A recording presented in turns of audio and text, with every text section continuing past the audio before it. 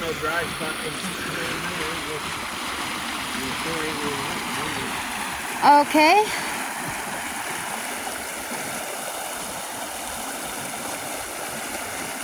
The entire thing is completely flooded out. All the way past the tree line. That hardly ever moves. Looky there.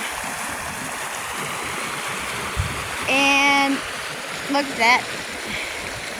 I already seen a fish swimming upstream when I crossed the little flow over.